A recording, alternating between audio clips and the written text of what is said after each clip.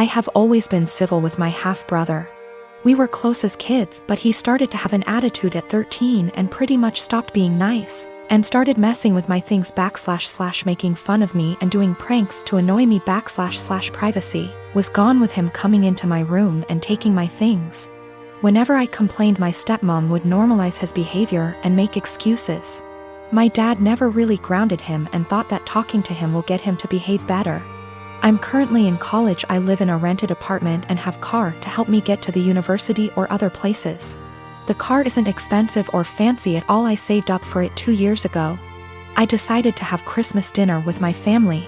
It's the perfect opportunity to be with family since I haven't seen my dad in a while. I arrived at my dad's house and left my purse and my keys on the kitchen island after my stepmom told me to help with dinner. My half-brother started talking about my car in the kitchen while my stepmom was listening and asked if he could take it for a couple of hours to hang out with friends. I politely told him no. He threw a fit and brought up how I needed to relax and not worry, but my answer was still the same. While we were sitting at the dinner table, my half-brother got up, washed his hands, and I thought he went outside. I got busy talking to my dad, and after I got up to wash my hands, I noticed my car keys weren't there.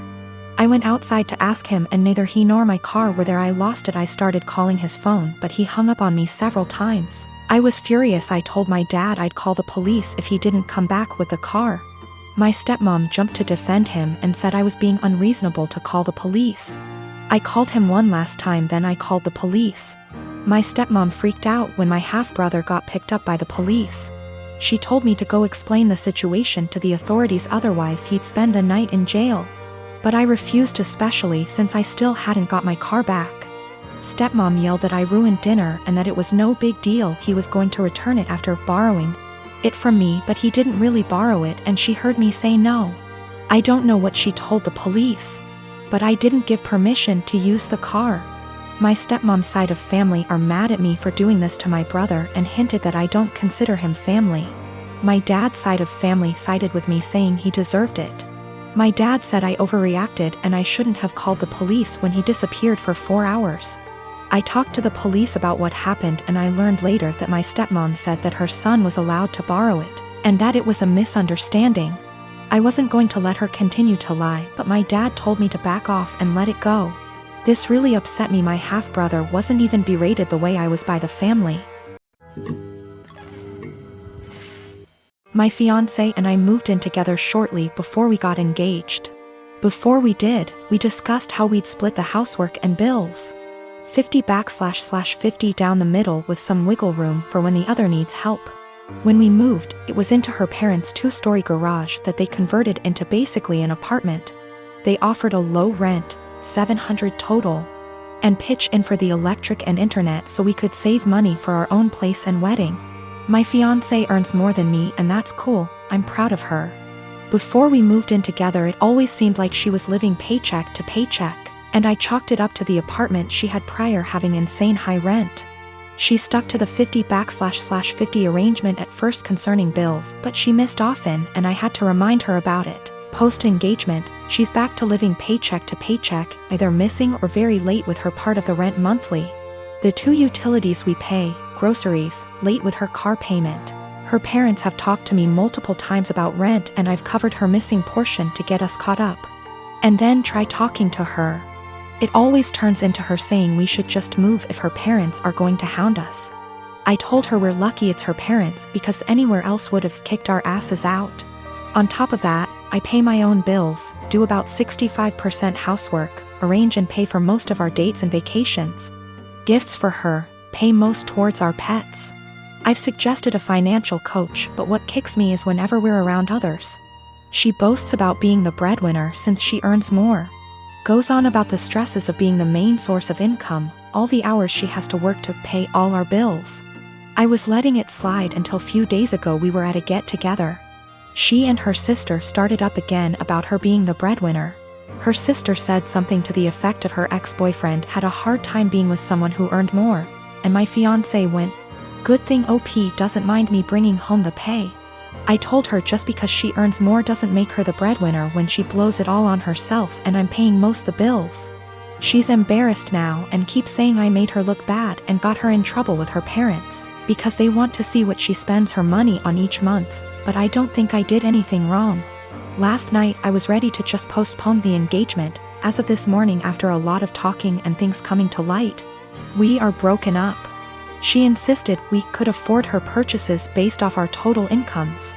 Her parents were under the impression she was also paying off my student loans, my car, my phone, and paying for our vacations.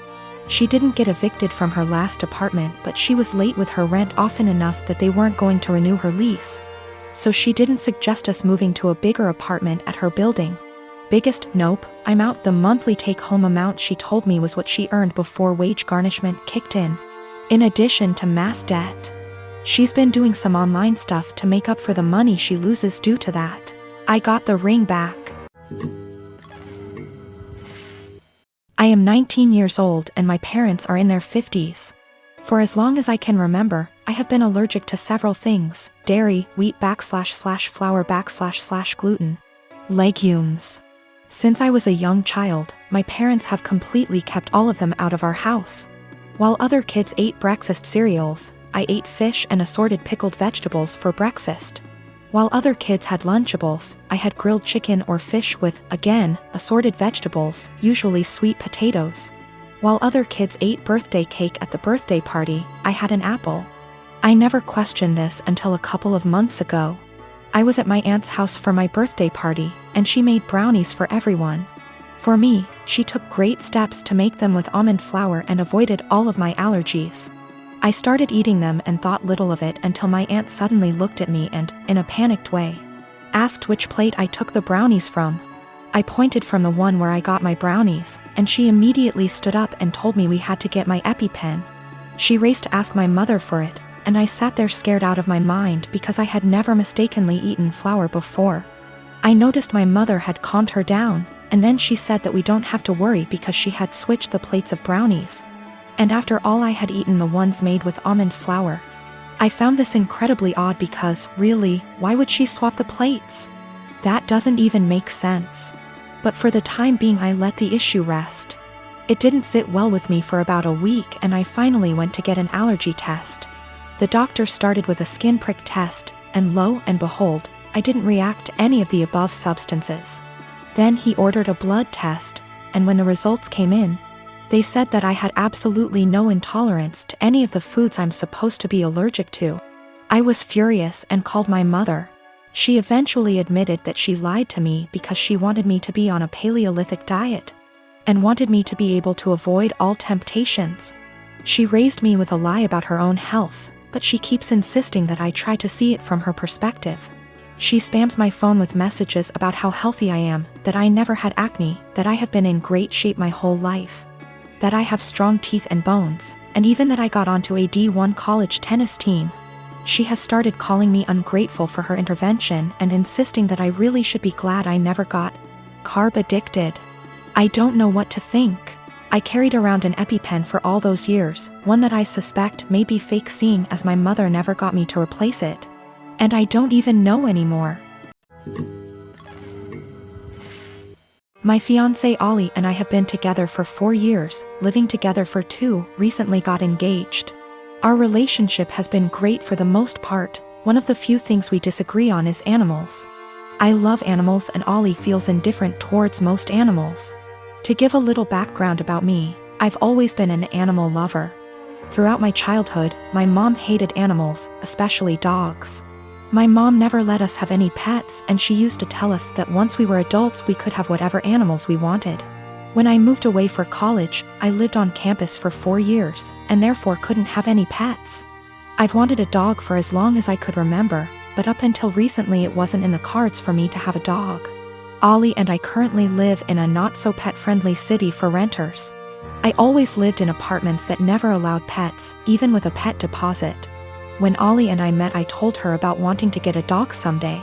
Ollie told me that she doesn't like a lot of dogs, but would be open to the right dog.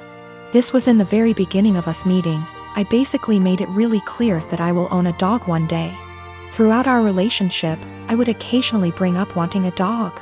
Ollie would remind me that our apartment doesn't allow for pets, which was true.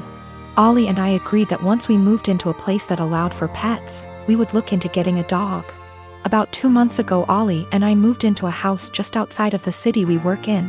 The house is a good size for the two of us, plus extra. The landlord is pet friendly, and the house has a huge, fenced-in yard. It's a much more residential area, and there's a dog park about 3 blocks from the house. On top of the house being perfect for a dog, I'm in a financial place where I can afford a dog. I make very good money and I don't have to travel for work. I'm mentally prepared for potential pet fees and other expenses for having people watch the dog. Since we're finally settled in the house, I decided to mention to Ollie again about going to the shelter and looking at the adoptable dogs. Only this time, Ollie didn't have an excuse for why we couldn't get one. After a few weak excuses, sometimes we go away, Ollie broke down and told me that she doesn't want a dog. In fact, she's never wanted a dog. She was hoping I would forget about my dreams of wanting a dog. I'm not sure what to do. I'm trying to reason with Ollie, but she said her answer will always be no to a dog. She just doesn't like them and doesn't want them. She basically gave me an ultimatum, either her or my potential dog. I'm feeling shitty about this, because I always made it clear to her that I was going to want a dog someday. I feel like she was banking on something unrealistic, and now she's putting me in a lousy spot.